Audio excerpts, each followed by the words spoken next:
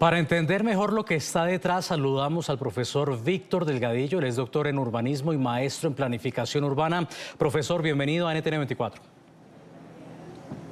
No, buenas tardes. Gracias por la invitación. Lo que vimos en Ciudad de México sin duda fue impactante, fue un gran aviso de la problemática de la gentrificación. Sin embargo, no es algo nuevo en Ciudad de México. Además, lo hemos visto en otras ciudades del continente, por ejemplo, Medellín, profesor, que ha detonado todo este inconformismo con los extranjeros, como por ejemplo la carestía. ¿Cómo se explica lo que está viviendo hoy por hoy la Ciudad de México? Bueno, mire, acá lo que se junta es un cóctel de varias cosas. Como usted dice, el fenómeno de la gentrificación no es nuevo en Ciudad de México. En realidad es un fenómeno que viene ocurriendo desde la década de los 90, derivado de las políticas de regreso al centro de la ciudad, de crecer sobre la ciudad existente, de rescatar, recuperar el patrimonio urbano de los centros históricos y de otros barrios históricos, como los barrios Roma, Condesa, a donde fue esa gran manifestación. Se viene acumulando en la Ciudad de México un profundo malestar en distintos barrios centrales, derivados de las políticas públicas de regeneración urbana, de las políticas públicas que impulsan el turismo en ciertos barrios centrales de la Ciudad de México. Y esto acaba de detonar el viernes pasado acá en Ciudad de México. Como usted dice, no es un fenómeno que solamente ocurre en esta ciudad, ocurre con otra intensidad, temporalidad, tal vez con otras variables en ciudades como Buenos Aires, Santiago de Chile, Medellín. Así que digamos que este es un fenómeno, además que ocurre en ciudades de Estados Unidos, en ciudades de Europa.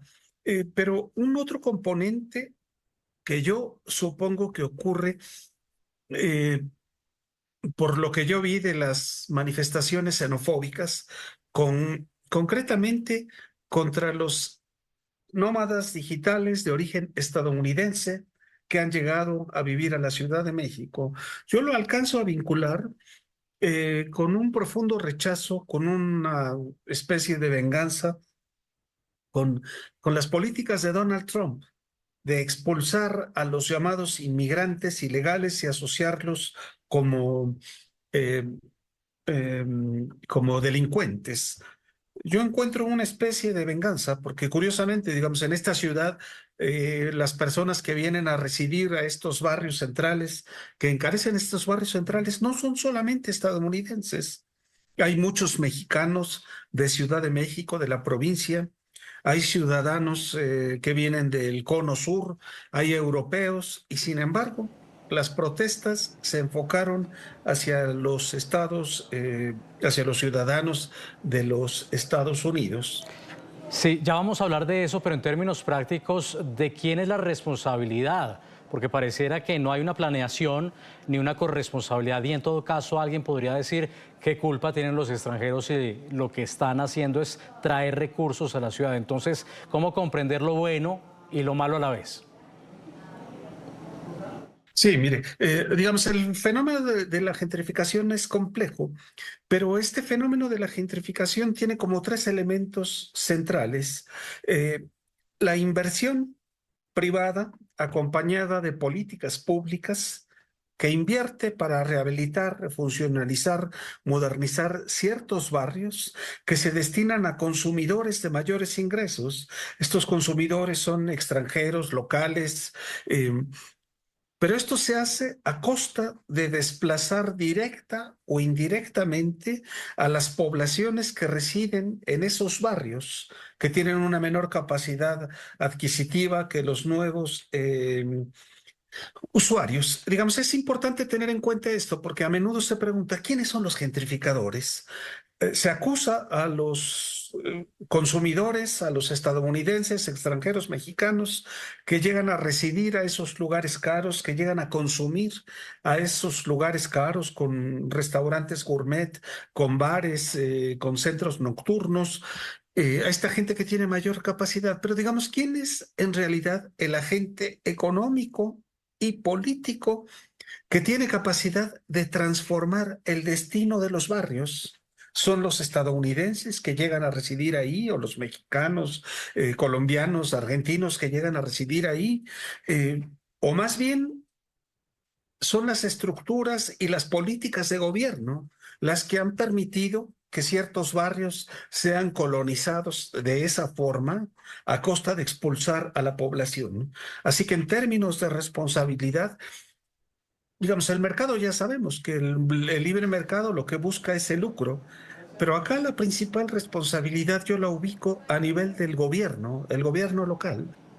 Vea, yo he visto surgir esa denominación Little America en algunas colonias de la Ciudad de México, y eso es en parte porque los negocios están asociados o abocados a tratar a los extranjeros más que a los propios locales. Le tienen diseñados sus propios menús, y muchas veces dicen quienes viven en la Ciudad de México que se sienten más en Estados Unidos que en México, con carteles en las calles que están en inglés y no en español, o con la gente alrededor interactuando en otro idioma, ¿no?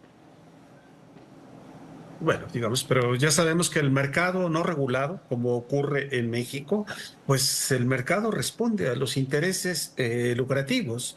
Y por supuesto que hay una serie de inversionistas que han descubierto que los estadounidenses, europeos, suramericanos, que llegan con mayor capacidad de pago, llegan interesados en estos barrios antiguos, históricos, porque concentran patrimonio urbano, monumentos históricos, museos, centros culturales, etcétera. Y entonces el mercado diseña toda una estrategia para capturar esos nómadas digitales, esos turistas, estos visitantes de corta estancia, pues, y por supuesto que les ofrecen menús en inglés, entrenan a sus meseros, a su equipo de servicio, para que sean bilingües, pero esto no es solamente una cosa del mercado.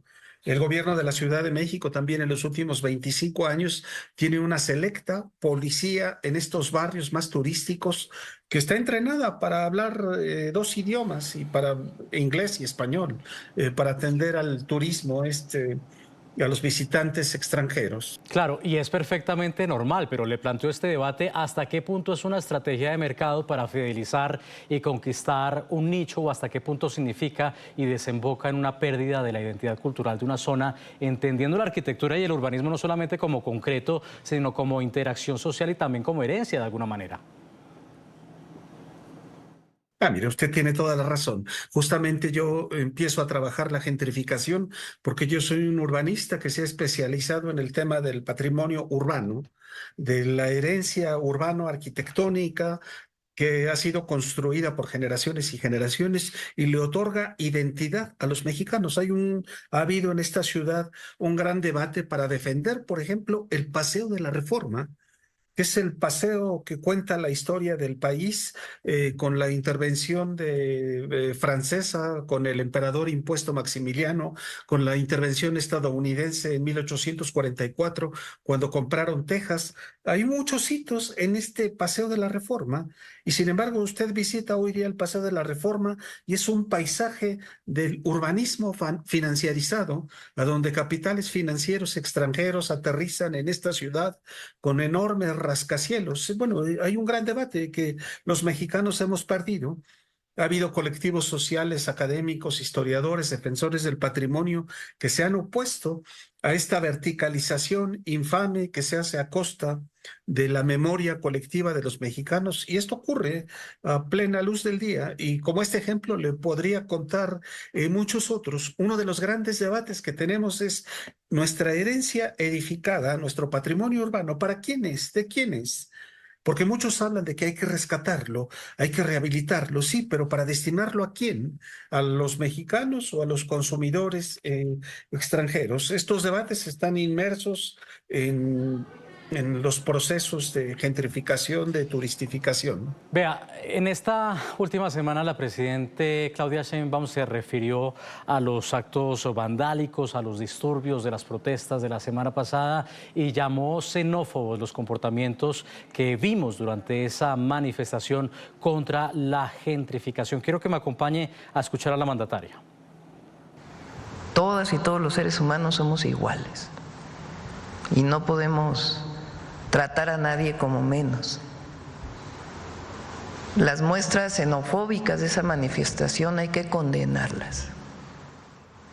No puede ser que por una demanda, por más legítima que sea, que es la gentrificación, la demanda sea fuera cualquier nacionalidad de nuestro país.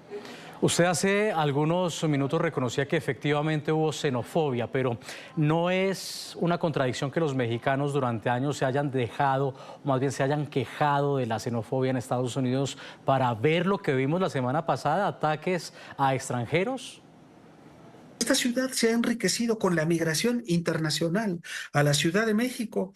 En el siglo XX llegaron mexicanos de muchas provincias, llegaron extranjeros perseguidos del nacionalsocialismo. Esta ciudad les ha abierto la puerta a a gente de Chile, de Argentina y de otras dictaduras del sur de Argentina, y la cultura mexicana y la Ciudad de México se ha enriquecido con la migración internacional, incluyendo estadounidenses. Y por supuesto que usted tiene toda la razón. Los mexicanos nos quejamos de la forma en que tratan a los mexicanos en Estados Unidos, y estas expresiones del viernes pues son totalmente rechazables. Ahora, se ha hecho viral el video de Luisito Comunica después de las manifestaciones denunciando los daños a los negocios y denunciando además que independientemente de haber saqueado o haber atentado contra comercios con un nombre en inglés o con una marca estadounidense, pues quienes también ponen las manos en el fuego e invierten dinero son emprendedores mexicanos con recursos mexicanos, empleando a mexicanos. ¿Cómo responder a esto? Porque finalmente es un llamado que hay que escuchar, sí, el de la carestía, el del desplazamiento de los que viven en barrios durante décadas, pero también se están afectando manos y recursos mexicanos. Yo soy uno de los más críticos de los procesos de gentrificación en distintos lugares, y sin embargo reconozco que una faceta de la gentrificación genera empleos, genera riqueza. Hay mexicanos que viven de esa economía vinculada al turismo, a los residentes locales, extranjeros, que llegan a estos lugares.